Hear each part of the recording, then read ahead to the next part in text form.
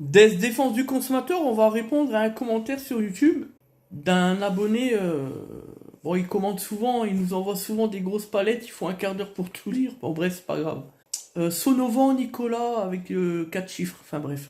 Il se reconnaîtra et donc on va lui apporter une réponse. On lui a déjà apporté une réponse par ailleurs. On lui indique appelez-nous avec le 03. Parce que le problème, c'est que dans son histoire, alors lui, il n'a pas le recul sur ses écritures, mais on a du mal à dissocier les deux garagistes. Alors on comprend mal, parce que nous, on a besoin de concision. Et là, du coup, on comprend pas bien qui a fait quoi entre les deux garagistes. Et ça a de l'importance pour qu'on puisse lui apporter une réponse, un avis juridique. Mais peu importe, d'une manière générale, pour que les gens comprennent.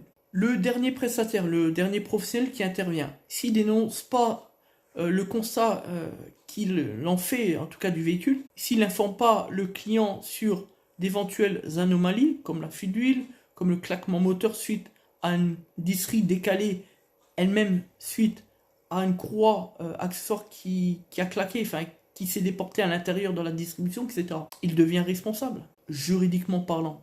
Déjà parce qu'il devra démontrer qu'il n'est pas responsable, et deuxièmement, parce qu'il a vu mais qu'il n'a rien dit. Donc, deux éléments juridiques, parce que derrière, le consommateur, lui, va se défendre, va venir dire que, mais avant de vous confier le véhicule, je n'avais aucun problème, etc., etc. Bon, bref. Donc là, malgré tout, dans son histoire, on a quand même un sacré bricolage entre les deux garagistes, c'est comme des champions. Si vous êtes garagiste et que vous intervenez sur la distribution et que vous savez déjà que vous ne faites pas les fuites au niveau des joints SPI, le remplacement des joints SPI comme l'arbacam, le vilebrequin, etc.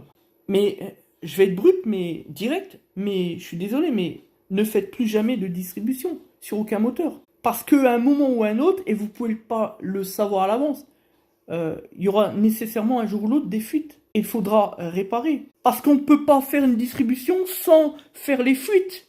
À un moment donné, il s'agit quand même de faire du travail sérieux, de qualité. Et un élément gras interne dans l'environnement de la distribution, c'est une raison de casser le moteur. Donc là, on a des prestataires qui en veulent qu'au profit, faire du chiffre d'affaires, etc.